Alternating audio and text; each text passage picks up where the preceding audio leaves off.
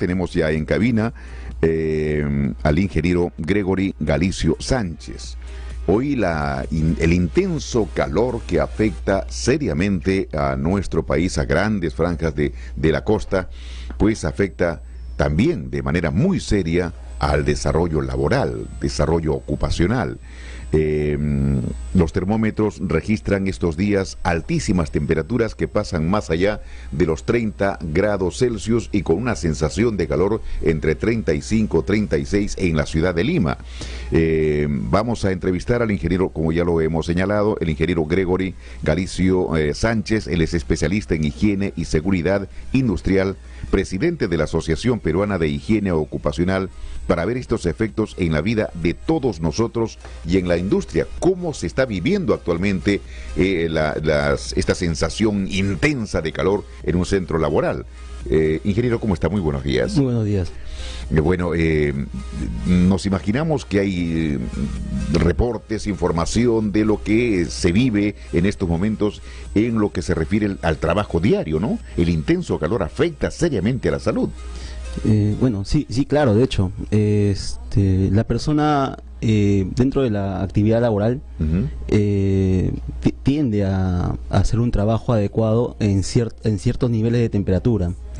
Lo que sucede es cuando estos niveles o estas condiciones ocupacionales, ¿no? Que se dan en cada lugar de trabajo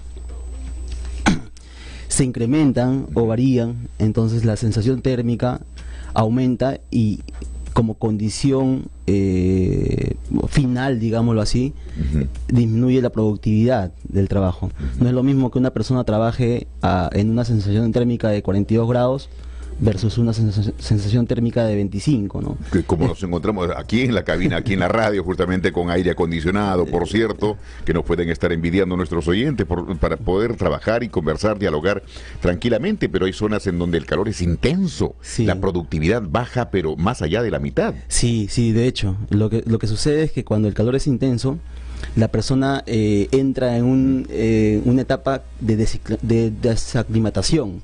O sea, si una persona, por ejemplo, que está acostumbrada a trabajar en Lima, 15 grados, va a un lugar donde la temperatura es 40 grados, entonces el primer día de trabajo no va a poder realizar el 100% de su trabajo. Por supuesto. Solamente va a poderlo realizar 50%, y paulatinamente el día siguiente 60, el día siguiente 70, y así en 7 días recién una persona totalmente sana, o sea, que no sufra del corazón, que no tenga problemas en los riñones, recién se aclimata y puede realizar su trabajo.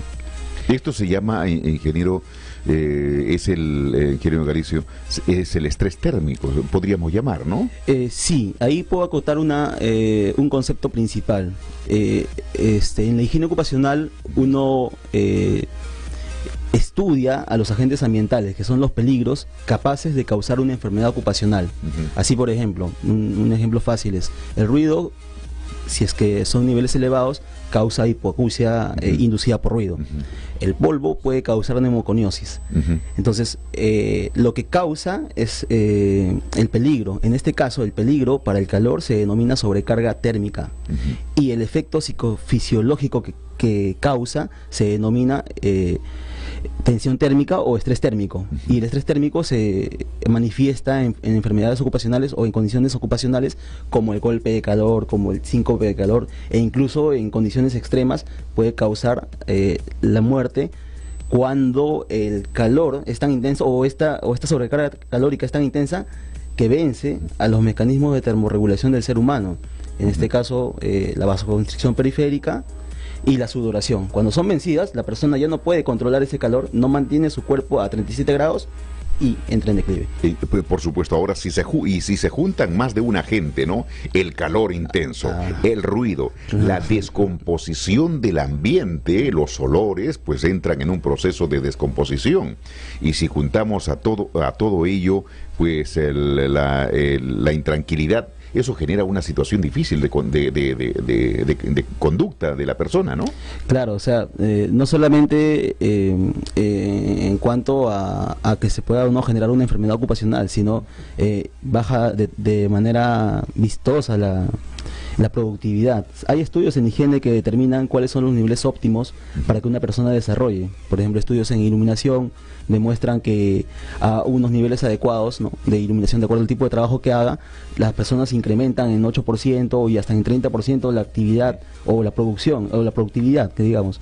Igual, una persona que esté expuesta a un alto nivel de riesgo térmico, su cuerpo está pensando más bien en protegerse sobre esa sobrecarga calórica, y entonces manda a su mecanismo de termorregulación, que es la vasoconstricción y la sudoración, en vez de estar preocupándose en el trabajo, ¿no? O sea, lo primero que va a hacer el cuerpo de la persona y la persona como ser es protegerse él mismo. Ahora, ¿cuáles podrían ser las enfermedades que pueden derivar de esta situación en estos momentos, no? Bueno, la elevada temperatura, lo que pasa es que en Lima, si vemos el Lima, lo que incrementa en esta época de verano son dos factores de los 6 que determinan la sobrecarga calórica. Los 6 factores que determinan la sobrecarga calórica son: 1, la temperatura seca o calor ambiental, por ejemplo, lo que nombraste hace rato. Se han registrado temperaturas de entre 30 y 32 grados. La humedad relativa. No es lo mismo un calor seco en el desierto con un calor al medio de la playa. Que tenemos cerca del litoral. 2, claro. La velocidad del viento. Si hay bastante viento, la persona tiende a sentir más frío o más calor, depende de la temperatura. La vestimenta, el consumo metabólico o el trabajo que tiene la persona y la persona en sí. Porque, por ejemplo, si es que seamos dos personas jóvenes que tengan 25 años, la misma talla, pero diferente peso, por ejemplo, uno pesa 100 kilos y el otro pesa 60, la sensación térmica del de 100 es mayor que la persona que tiene 60 claro, kilogramos. O sea, por ejemplo, él, de repente la temperatura es 30, el de 60 siente 32 por las otras condiciones, pero el de 100 siente 34. Entonces, no solamente es todas las condiciones macro, sino las condiciones de la persona en sí. Ahora, ingeniero Galicio, sin duda, la vestimenta que se debe utilizar es determinante en estos momentos, ¿no? Sí, por supuesto. Pero ahora, eso genera también una situación. Ahora, nosotros estamos pensando como Lima, como la costa, ¿no? La costa peruana. Claro. Pero vayamos a las zonas altoandinas en donde las temperaturas bajan a más allá de 0 grados. Claro. Y cómo también atender esa situación de las personas que pueden sentirse afectadas en la productividad. Sí, lo que sucede es que la vestimenta es un excelente invento del ser humano. Lo que hace la vestimenta es crear microclimas. Por ejemplo, el mismo calor, a 50 grados, 45 grados en República Dominicana y en el desierto de Sahara. Los dos tienen 50 grados. Pero jamás en el desierto de Sahara te vas a poner vividí y chor, porque tú serías la única fuente de agua que tiene el desierto y te va a absorber en tan poco tiempo que te vas a desmayar sudando, y la sudoración no se nota. Claro. En cambio, cuando estás en un lugar donde hay 100% de humedad relativa, el ambiente ya no quiere más agua, entonces lo que haces es empuja hacia compresión de vapor de agua hacia tus poros hacia adentro y no te permite sudar. Entonces, la vestimenta depende de la humedad relativa. Por más que se tenga los mismos niveles de calor, de temperatura seca. Ahora, tenemos temperaturas, ingeniero, tenemos temperaturas distintas en la costa peruana, ¿no? Sí. Lima, tenemos 31, estamos teniendo una temperatura máxima de 31 grados, con una sensación de 34 incluso, pero vayamos al norte, vayamos desde Trujillo, Chiclayo, Piura, Tumbes, la temperatura se eleva cerca de los 40 grados. ¿Cómo vemos a esa población? Sí, lo que sucede es que incluso, por ejemplo, trabajando hacia el norte, hay dos zonas incluso en todo el litoral peruano, ¿no? Las zonas que están cerca de la playa, como te digo, la humedad relativa sube bastante, tiende a llegar a 60, 70, 80%, hasta 100% de humedad relativa, y las zonas que están alejadas de las playas, donde la temperatura, o sea, la humedad relativa es 0. Entonces, cuando el tipo de vestimenta que debe adoptar una persona, donde hay bastante calor y la humedad relativa es 0, entonces es crear microclimas con la ropa, tipo los árabes, que tienen su turbante, que tienen ropas holgadas. Afuera hay 0% de humedad relativa, dentro de su turbante estamos a 40-45% de humedad relativa. Si tú te sacas eso, el ambiente te lo come. Ajá. En cambio, cuando estamos cerca de las playas, de hecho que debemos usar lo que generalmente usamos, ¿no? Claro, Cher y porque Bidis. vemos a un hombre o una mujer del desierto tapada Claro. con una cantidad de ropa encima, ¿no? Uno dice, tremenda temperatura, tan alta temperatura, y sin embargo tiene un montón de ropa encima, debe estar que se ahoga de calor. No, o sea, el ser humano es bien inteligente y sabe por qué se pone esa ropa. Por ejemplo, viéramos a la persona del desierto de, no sé, pues en Egipto, el turbante que usa Claro. es un creador de microclima. La ropa que usa es un creador de microclima. Dentro está más confortable.